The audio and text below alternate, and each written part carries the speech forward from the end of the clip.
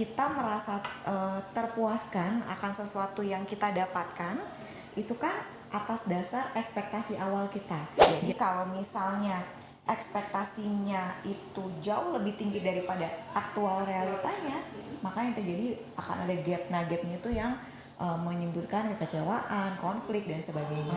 Itu lebih banyak dipakainya senang-senang bareng, liburan dan sebagainya gitu. Jadi tidak cukup waktu untuk saling mengenal, sehingga once sudah menikah nih, hidup bersama baru loh kok ternyata kayak gini ya. Gitu. Si suaminya pada saat sebelum nikah itu sudah memberikan janji-janji palsu manis, gitu kan, janji manis lah gitu. Kita nggak bilang palsu deh gitu ya.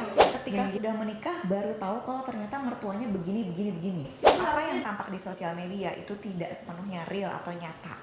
Modalnya adalah ya nikah aja dulu, itu mah gimana nanti. Itu ada konseling pranikah. Oh ada ya? Ada gitu ya. Di dinas pengendalian penduduk juga ada itu yang memfasilitasi untuk konseling pranikah.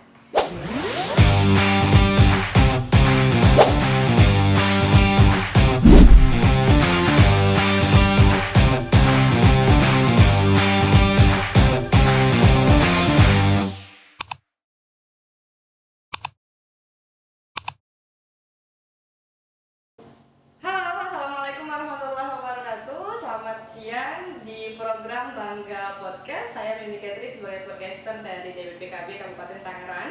Hari ini sudah bersama dengan Mbak cantik ya, Mbak Linda. Aku manggilnya Mbak, nggak apa-apa ya? Iya, panggil Mbak aja. Mbak Linda. Makasih loh Mbak Mimi, aku siang-siang lagi panas-panas dibilangin cantik langsung. Oh, gitu. Moodnya langsung bagus Naik banget ya, langsung naik. Tapi memang bukan pengalihan mood, tapi memang cantik. Oh, Masya Allah. Terima kasih Mbak Mimi. Gimana kabarnya hari ini, Baja? Alhamdulillah sehat, baik sekali. Perjalanan dari rumah ke DPPKB tadi seperti apa? Tidak macet walaupun agak panjang, jadi aman-aman aja. Aman-aman aja. Oke, sebelum kita masuk ke materi, Mbak Linda ya, izinkan saya kenalin dulu. Ini Bangga Podcast. Oke.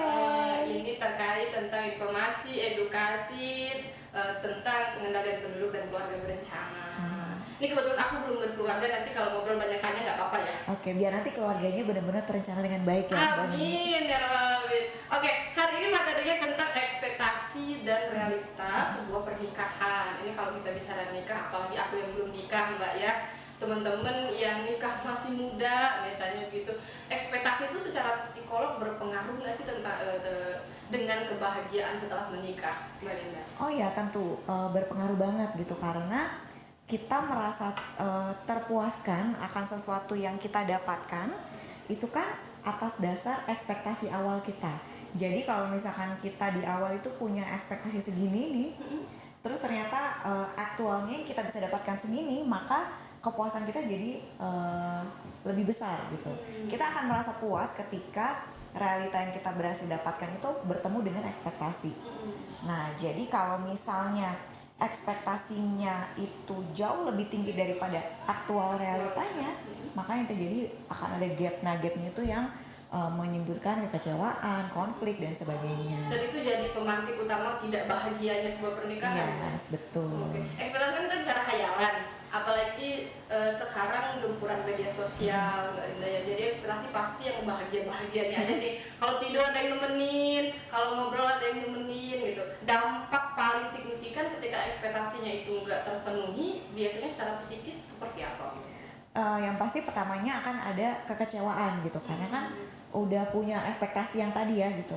Ekspektasi itu bisa jadi terlalu muluk-muluk gitu, karena kita tidak cukup saling mengenal satu sama lain. Itu dia problemnya gitu. Ketika masa sebelum menikah nih, waktunya tidak dihabiskan untuk mencoba untuk mengenal satu sama lain gitu. Lebih banyak dipakainya senang-senang bareng, liburan dan sebagainya gitu. Jadi tidak cukup waktu untuk saling mengenal, sehingga once sudah menikah nih, hidup bersama baru loh kok ternyata kayak gini ya gitu kan. Gitu loh kok kayak gini gitu. Nah, itu yang sebenarnya itu sesuatu yang bisa diminimalisir. Oh, bisa diminimalisir. Sebenarnya bisa diminimalisir karena yang namanya tadinya tidak hidup bareng terus jadi hidup bareng, itu sudah pasti ada kejutannya. Benar. Ya kan? Nah, tapi kejutannya itu sebisa mungkin itu kita minimalisir untuk hal-hal yang prinsipal. Misalnya ekspektasi kita terkait dengan pendapatan contohnya gitu. Kalau dari awal sebelum nikah tidak terbuka si pendapatan si istri berapa, pendapatan si suami berapa, sehingga bisa jadi salah satu pihak punya ekspektasi yang besar. Dan gitu. itu berpengaruh, sangat berpengaruh ke hubungan Yes, mereka. gitu. Nanti jadi konflik berkepanjangan nih contohnya yang banyak terjadi. Si istri punya ekspektasi bahwa suaminya akan nanti bisnisnya akan berkembang besar apa segala macam, atau si suaminya pada saat sebelum nikah itu sudah memberikan janji-janji palsu Manis, gitu kan. Janji manis lah gitu. Kita nggak bilang palsu deh gitu ya. Janji-janji manis, kemudian ternyata pada realitanya itu tidak semudah itu diwujudkan, sehingga pihak yang dijanjikan Merasa kecewa dong, kok mana nih yang kemarin lo janjiin gitu, kok nggak terpenuhi, katanya bisa memberikan aku ini, nyatanya nggak ada gitu. Nah itu kan itu baru awal mulanya konflik yang akhirnya nanti bisa berkelanjutan. Dan itu bisa membawa kita ke, mohon maaf, ke perceraian juga bisa dipengaruhi itu. Bisa banget. Kalau menurut saya justru perceraian bukan dampak terbesar. Oh gitu. Ya, dampak terbesarnya adalah relasi yang tidak sehat antara suami istri ini yang berdampak ke kesehatan mental satu sama lain. Gitu. Dan itu kan jangka panjang. Kalau masalahnya cuma masalah perceraian, setelah bercerai selesai. Gitu. Tapi kalau masalahnya adalah berdampak ke kondisi psikologis, setelah bercerai pun itu butuh waktu yang panjang untuk pemulihan.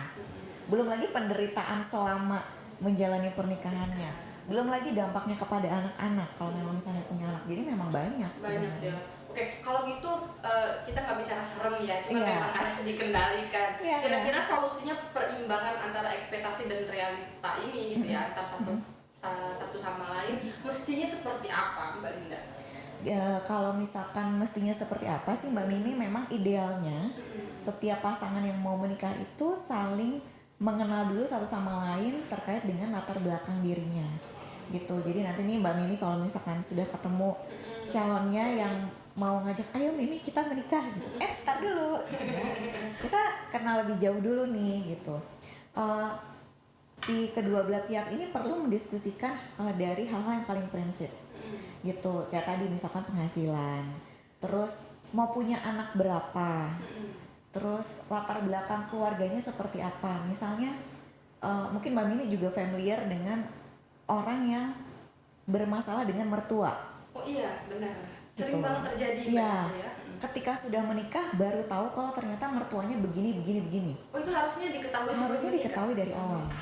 Gitu, sehingga sebelum menikah si pasangan ini sudah mempersiapkan strategi kita harus bagaimana ya menghadapi orang tua saya yang seperti ini. Misalkan gitu, atau misalnya kondisinya keluarga saya seperti ini, keluarga besar gitu, maka kita perlu strategi apa. Nah itu tuh dipersiapkan.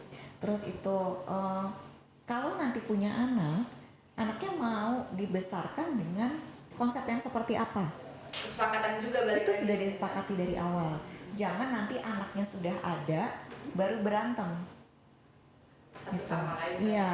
Jadi kalau misalkan soal pengasuhan anak nih dari awal sudah disepakati dulu. Misalkan kita mau pakai parenting style yang seperti apa. Nah nanti once anaknya sudah ada baru deh belajar bareng-bareng, karena ibaratnya udah menentukan dulu nih kita arahnya ke sana. Iya. Gitu. Tapi nanti along the way-nya kita sambil belajar.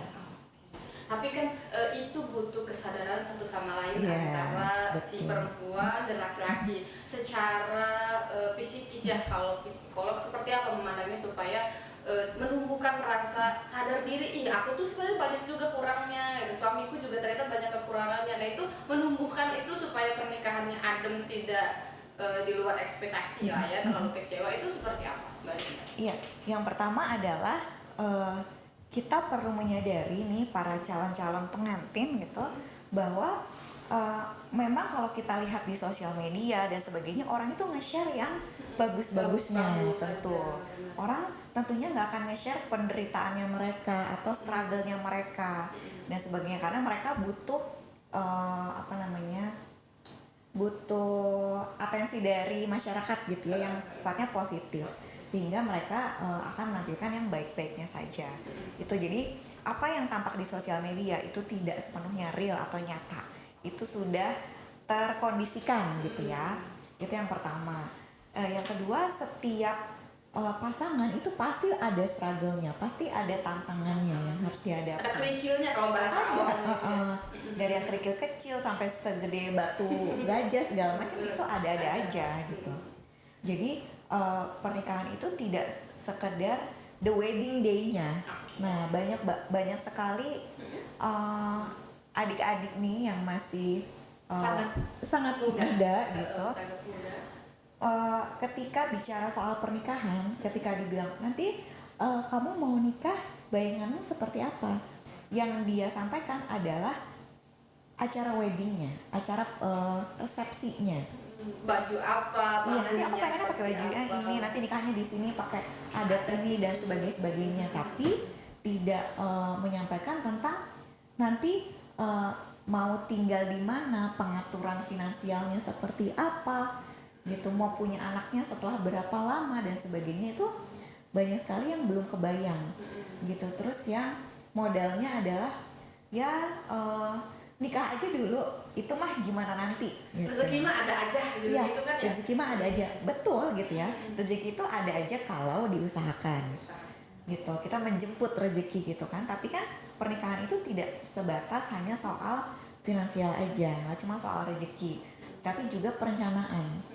Karena ini kan kalau di Indonesia terutama ya, pernikahan itu bukan hanya mengawinkan dua individu, tapi dua keluarga. Menyatukan dua keluarga. Menyatukan dua keluarga. Dan kadang-kadang dua keluarganya ini tidak hanya dua keluarga inti, tapi dua keluarga besar, gitu kan. Dan itu sudah sering terjadi trouble, Mbak Linda ya. Yes, betul. Jadi gimana nih persiapan dari si calon pengantin ini untuk membangun hidup mereka berdua secara independen gitu. Jangan lagi dicampuri dengan Iya, kedua belah pihak keluarga besar tadi betul. Mbak ya. Harus menyadari bahwa kedepannya saya itu hidupnya nih saya dan pasangan ini nih satu tim. Jadi udah nggak ada lagi suami saya dengan keluarganya atau saya dengan keluarga saya gitu. Tapi si suami dan istri ini udah jadi satu tim gitu. Itu hal yang perlu dipegang dari awal, disadari. Oke, berarti kalau nanti saya mau satu tim sama dia nih gitu, banyak hal mau jatuh bangun dan sebagainya saya akan hadapi sama orang ini. Menerima konsekuensi itu dari awal. Yes, gitu, betul. Nah, itulah yang akhirnya mungkin bisa jadi pemantik ya atau pembuka untuk saling berdiskusi gitu terkait kamu kalau menghadapi situasi kayak gini baiknya gimana, kamu cocoknya gimana, kalau saya begini. Nah, itu bisa dimulai dari situ. Harus diobrolin ya, harus dikomunikasikan. Iya, pada ngobrol lah gitu ya. Oke, Mbak Linda, pertanyaan awamku lagi nih. Kita kan kadang kalau bicara secara psikis marah, kadang meluap-luap itu kan tidak bisa dikendalikan ya. Iya. Bahasanya kalau ketika marah, apalagi yang emang basicnya pemarah misal ya, langsung marah-marah aja. Nah, ini kalau mengontrol perasaan atau mengontrol emosinya secara psikolog, ketika kita tidak sesuai ekspektasi itu ada solusi nggak kalau dari pandangan psikolog? Iya, sebenarnya memang emosi dengan respon itu adalah dua hal yang berbeda, tapi saling menyertai gitu. Jadi ketika kita merasakan sebuah emosi itu betul adalah sesuatu yang kita nggak bisa kendalikan. Gitu. Kenapa? Karena emosi itu adalah respon otomatis dari tubuh kita. Jadi emosi itu bukan hanya soal perasaan gitu, tapi sistem tubuh kita juga bereaksi. Makanya kita nggak bisa atur gitu. Nah, tapi kalau respon kita itu bisa milih sebenarnya. Oke. Contohnya gini, saya marah sama Mbak Mimi. Apakah saya bisa memilih untuk nggak marah sama Mbak Mimi? Kan nggak bisa. Marah ya marah gitu kan. Itu kan sesuatu yang nggak bisa kita kontrol. Tapi apakah saya harus maki-maki Mbak Mimi? Apakah saya harus nyinyirin Mbak Mimi? Kan itu pilihan gitu. Jadi ketika kita merasakan kekecewaan pada saat ekspektasi kita di pernikahan itu tidak ketemu, tidak sesuai, maka oke, terima dulu kecewanya. Oke, situasi ini membuat saya kecewa gitu. Tapi bukan berarti dengan kecewa maka jadi harus marah-marah ke pasangan gitu. Itu tadi ya, pilihannya ada di kita, meski emosi itu memang kadang tidak bisa dikelola, dikendalikan. Iya, jadi dipisah gitu ya, emosi dengan responnya gitu. Nah, kalau kita bicara tenaga ahli psikolog, kira-kira kalau sudah terjadi kemudian si suami atau istri tidak sesuai ekspektasi, psikolog sendiri biasanya bisa membantu keluar dari permasalahan itu nggak sih? Iya, biasanya yang dilakukan psikolog itu memang ada yang bentuknya tindakan preventif dan juga kuratif gitu ya, sama seperti tenaga medis yang lain. Yang preventifnya itu adalah seperti konseling pranikah. Oh, ada ya? Ada gitu ya. Di dinas pengendalian penduduk juga ada gitu ya, memfasilitasi untuk konseling pranikah. Jadi sebelum menikah itu psikolog akan membantu memberikan wejangan bahasanya ya. Mungkin bukan wejangan ya, tapi lebih ke stimulus hal-hal yang perlu didiskusikan. Gitu, membantu memfasilitasi si pasangan ini untuk membahas hal-hal krusial yang perlu dimantapkan dulu sebelum menikah. Nah, itu dari preventifnya. Tapi kalau yang tadi Mbak Mimi bilang gitu, kalau sudah terjadi gimana? Maka biasanya psikolog itu akan membantu, yang pertama adalah mendengarkan dulu dari kedua belah pihak. Suami gitu dan ya. istri Ya. Ini biasanya dilakukan oleh rekan-rekan psikolog pernikahan yang memang fokusnya, spesialisasinya di relasi pernikahan gitu. Nanti teman-teman saya, rekan-rekan sejauh saya akan membantu untuk mengidentifikasi sebenarnya apa sih yang terjadi gitu. Kalau memang ada permasalahan di mana, jadi bukan siapa salah siapa benar gitu, bukan kadang orang datang ke psikolog itu untuk ekspektasinya mendapatkan pembenaran. Ini Mbak gini, emang dia kan yang salah gitu, dia kan yang rasa menang sendiri saya ya. butuh validasi bahwa saya yang menang, dia yang salah gitu. Padahal nggak seperti itu, tapi memfasilitasi pasangan ini untuk masing-masing menyadari apa yang dirasakan, apa yang dipikirkan, apa yang diharapkan, sehingga ketika emosinya sudah lebih stabil, lebih tenang, akan difasilitasi untuk coba didiskusikan. Gitu. Psikolog tadi ya. Oke, pasti teman-teman sobat podcast juga penasaran. Kira-kira kalau kita mau diskusi sama Mbak Linda, ya boleh nggak suatu saat nanti misal ada teman-teman sobat podcast mau nikah, bisa hubungin Mbak Linda, bersedia berarti ya?